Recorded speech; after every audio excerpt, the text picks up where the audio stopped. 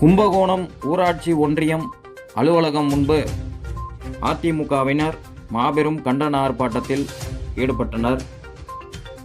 125 நாள் வேலை திட்டத்தை செயல்படுத்த கோரி ஆர்ப்பாட்டம் நடத்தினர்.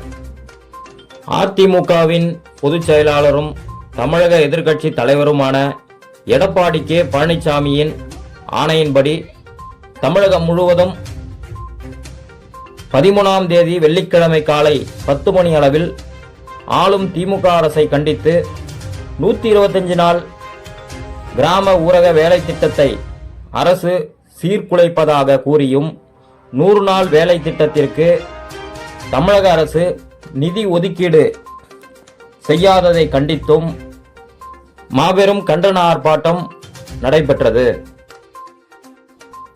ஆர்ப்பாட்டத்திற்கு முன்னதாக கும்பகோணம் கிழக்கு ஒன்றிய செயலாளர் சோழபுரம் கா அறிவழகன் தலைமை தாங்கினார்.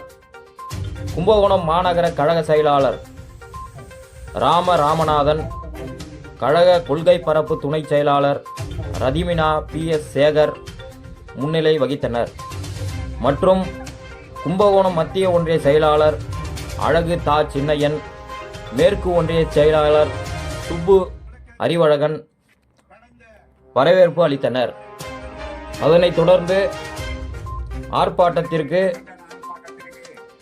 அதிமுக கூட்டணி கட்சிகள், பாஜக, பாட்டாளி மக்கள் கட்சி, தமிழ் மாநில காங்கிரஸ், முக்குளத்தோர் பாசறை போன்ற கூட்டணி கட்சிகள் நிர்வாகிகள் திரளானோர் பங்கேற்றனர்.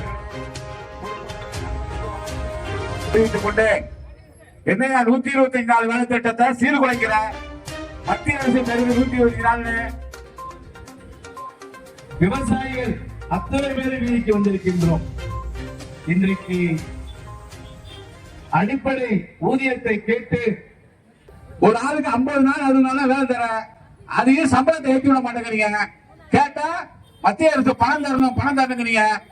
மத்திய அரசு நிலுவைத்துறைய எங்க எடப்பாடி டெல்லி போனாரு, பாரத பிரதமர் மோடியை பார்த்தாரு, எங்கள் 100 நாள் வேலை திட்டத்துக்கு வர வேண்டிய நிலுவைத்துறைய உடனே வழங்க நீங்க மனு கொடுத்தாரு.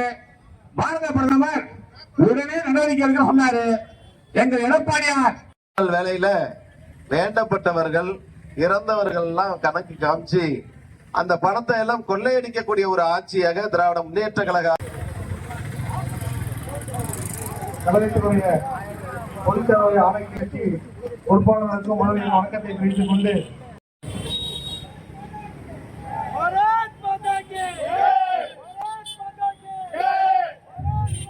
நீங்க பாரத பிரதமர்கிட்ட போட்டி போடணும்னு நினைக்கிறீங்க. பரங்கி மலையும் இமயமலையிட்ட மோத முடியுமா? முடியவே முடியாது. வாங்க மோதி பார்ப்போம். நாங்க வந்தே பாரத ட்ரெயின் விட்டுருக்கிறோம். நீங்க விட்டுருக்கிற பஸ் அரசு போக்குவரத்துல நீங்க ஸ்டாலின் அவர்கள் கும்பகோணத்துல இருந்து சென்னை போய் காட்டட்டும். அதே பஸ்ல நம்ம மக்கள் போறாங்கல்ல, ஸ்டாலின் போய் காட்டட்டும்.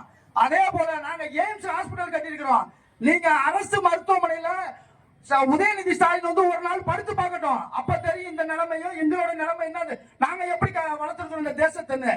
ஆனா கிராமப்புற மக்களின் வாழ்வாதாரம் கருதி தேசிய ஊரக வேலை உறுதி திட்டத்தை 125 நாட்களாக உயர்த்திட மத்திய அரசு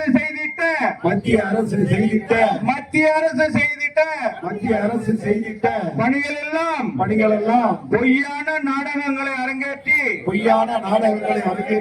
திசை திருப்பும்